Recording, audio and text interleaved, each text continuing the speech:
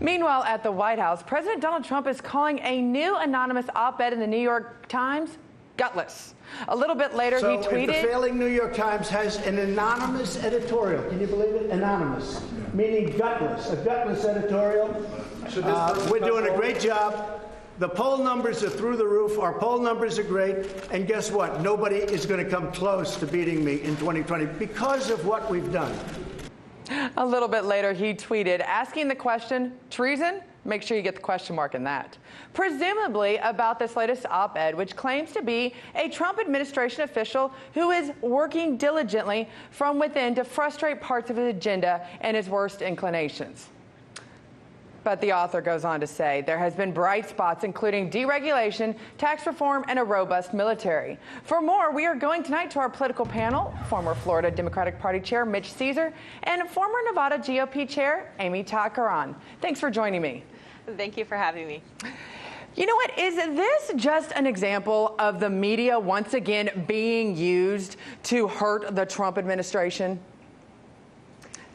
I believe absolutely it is, and that's what the media has actually done a really good job at. Unfortunately, conservatives don't have such a stronghold in the media as the left side does. I will go ahead and just share with my own personal stories. You know, I have a family of people who are aspiring to be in political office. My husband is one of them. And our local media in Nevada has actually done that against my husband. And I've seen it numerous times when they disagree with a certain candidate's issues and the way that they want to see policy go.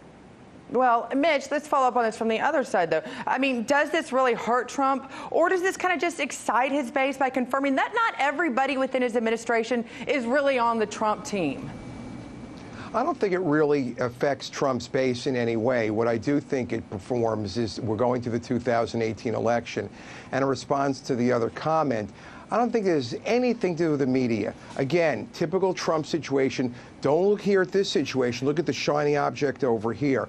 This was not something that was conjured up by the New York Times. This was someone who approached them through an intermediary for obvious reasons. They don't want to be fired. They may be the modern-day Paul Revere, kind of warning the countryside of what things may be occurring and what things may be to come if these patriotic peoples don't stay in the White House. So I really don't see this as a media revenge game. Trump, of course, is all about fake news. He is the king of fake news.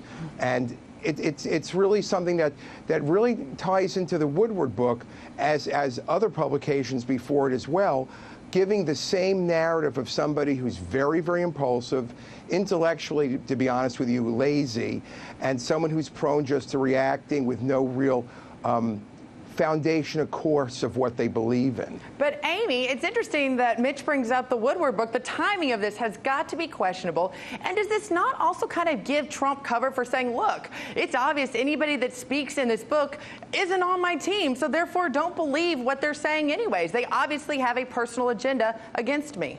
Absolutely. You know, the timing, it's definitely interesting. I think it was planned. It was coordinated. I know for a fact, you know, you can walk through the halls of several departments, and I have a personal friend of mine who works for one of the departments, and he could sit there and point out office to office which one was brought in by the Clinton administration, by the Obama administration, that's still devoted to the Bush administration, and they are not Trump fans, but yet they still stay in those positions. Why? I'm not sure. Maybe they need the paycheck, but I know that they are not happy, and I know that those people still exist in this administration.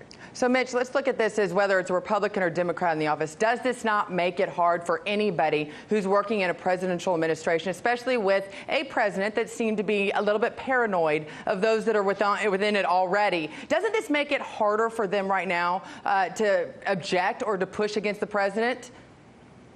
Well, this White House has had a lot of personnel problems. Don't forget they've had several people have been indicted. Certain people have been cooperating with the federal authorities. They've had, obviously, Manafort, who's already been convicted of 8 counts, felony counts, and is facing 8 more. They've had a lot of secretaries who've left from the cabinet because of excessive spending and inappropriate behavior over and over again. So a lot of the people they picked, you know, they wanted to drain the swamp. They're swamping the drain. These are folks, by and large, who've had tremendous problems. People have come and gone from the chief of staff all the way down. Kelly is denied the chief of staff, but presumably he's made numerous comments everywhere, and I don't expect he wouldn't deny it. I'd probably deny it if I said it too, but that doesn't mean it's not true.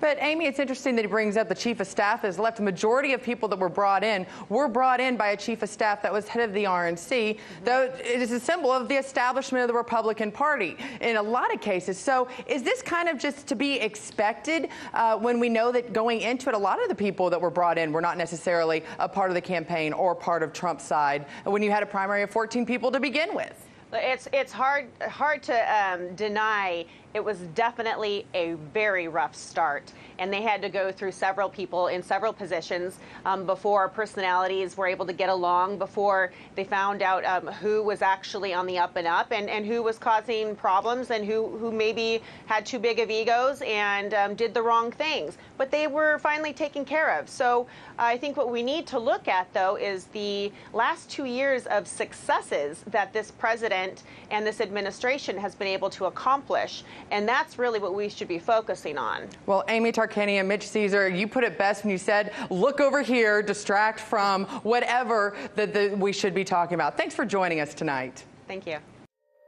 Hey YouTube, thanks for checking out our channel. We hope you enjoyed the video. We have tons of content for you just like this. For more of RT America's one-of-a-kind news and analysis, be sure to subscribe and never stop questioning more.